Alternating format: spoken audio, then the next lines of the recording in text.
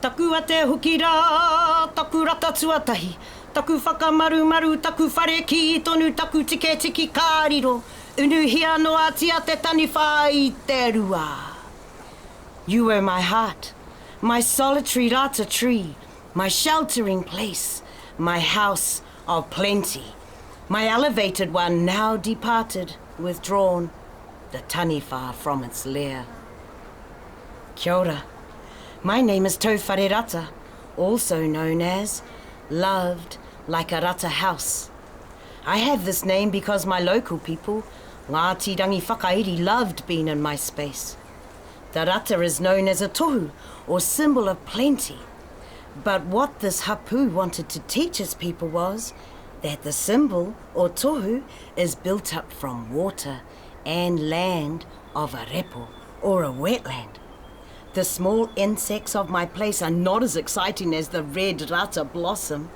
While the flocks of birds love the rata flowers and are excited because these flowers are the first to blossom after a long winter, I am also the home to foods that keep the birds here.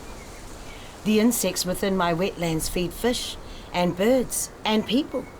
So the people who named me, the people who live with me, the people who know me, they know to feel the mauri, or the life of their lands.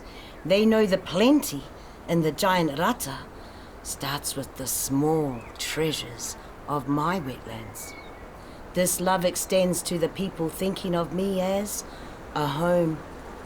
While a house is a physical building, a place of endearment is a home.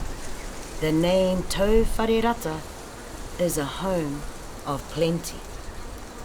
Why is the rata tree like a house? Why would someone love such a house? While a rata tree is part of the forest, it stands out because of its expanse.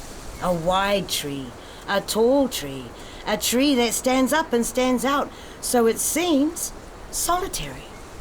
But what is lost in the profile of the rata is all those who contribute to the rata.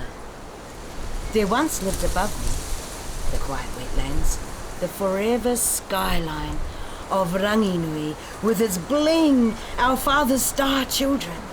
The guiding lights brought people here. Hina told us when to garden or when to fish. I am protected from the winds of Tāwhiri Mātia because of the towering maunga, remutaka, and the backup friends in the mountain range who stand over me. While they are my protectors, I feel small and not important. Even the rata casts a big shadow over me.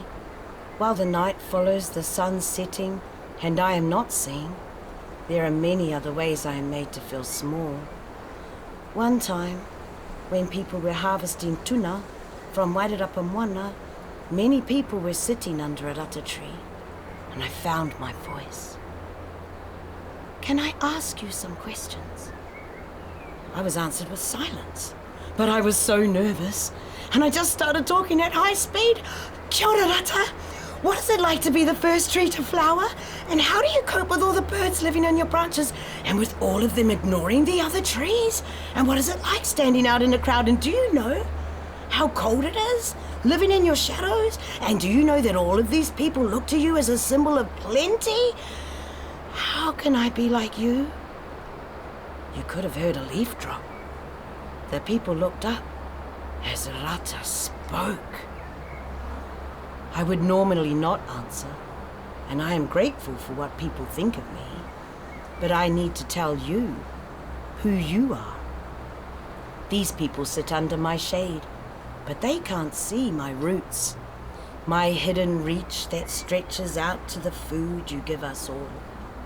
You can turn waste into food for plants faster than any other place. I know what supports me, and that is you. I hear you, the voices of insects that feed on your foods, songs from their lives. The waters ripple gently, and the dampness is felt on our skins, even when they are as thick as my bark. We sense only a small part of water's life. We all know about the fish you are growing, the many different types of plants you give a head start to in life, are two reasons why we call you the nurturer. You are like our mother, Papatuanuku, always giving.